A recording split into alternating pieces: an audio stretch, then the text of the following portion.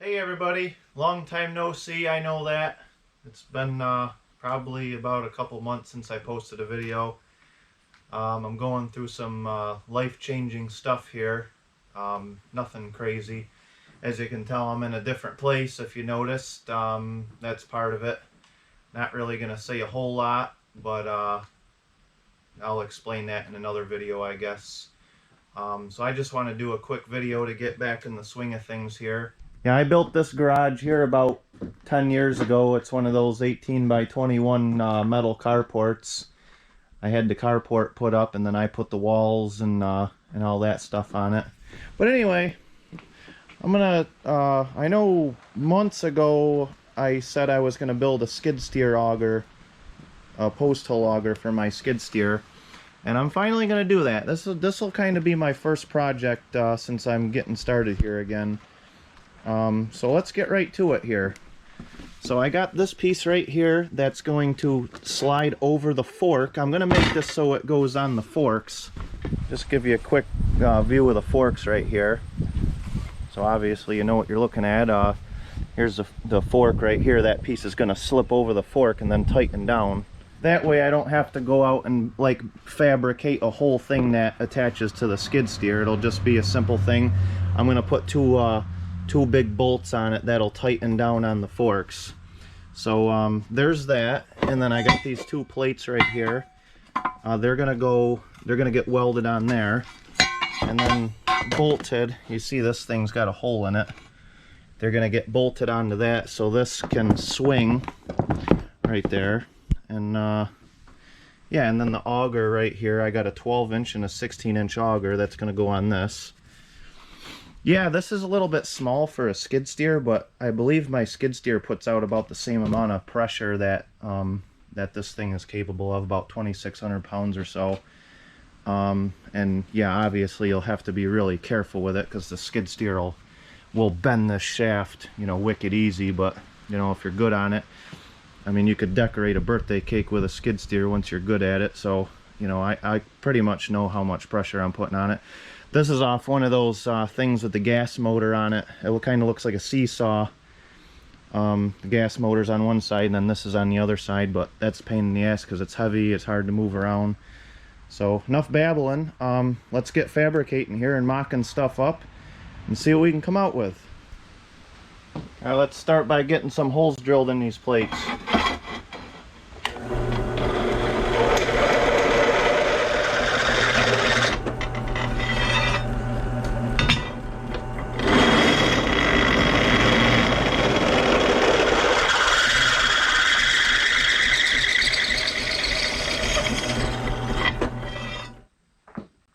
Alright, now we're going to drill the holes for the two bolts that are going to hold this sleeve on right here.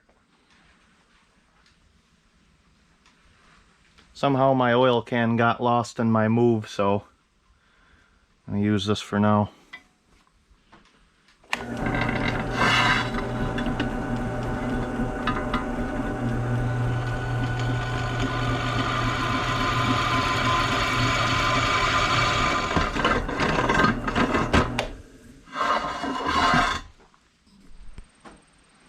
Alright, got all the pieces cut, mocked up and everything. Pretty simple. Got the gussets cut. I'm going to put them on the outside here, like that. And the other plate's getting welded here, so looks pretty good. Let's get this thing welded up.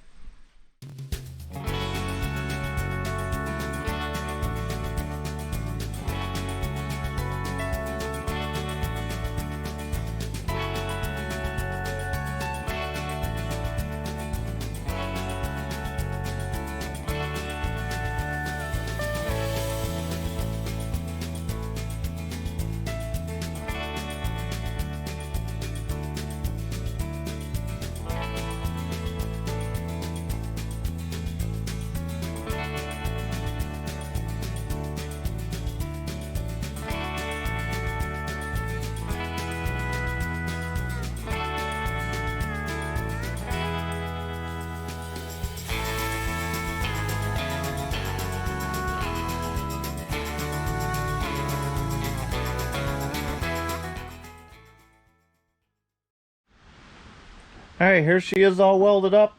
came out pretty good. Got 2 nuts on this side to put the bolts in.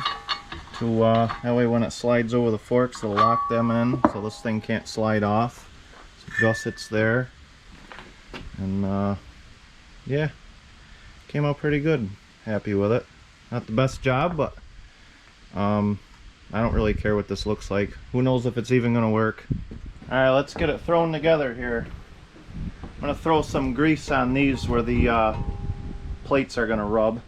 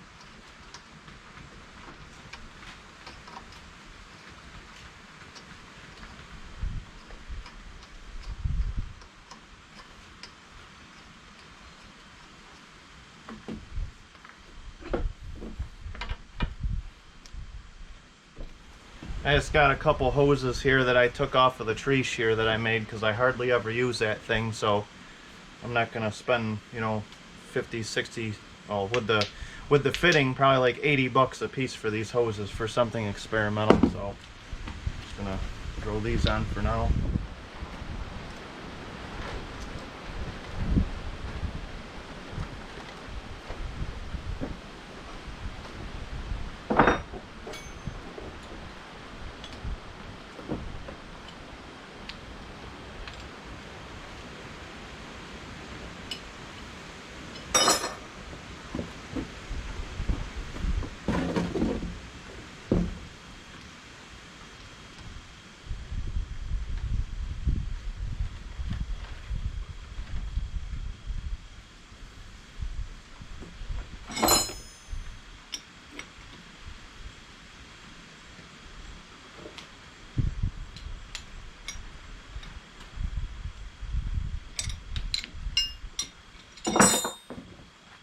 Alright, here she is.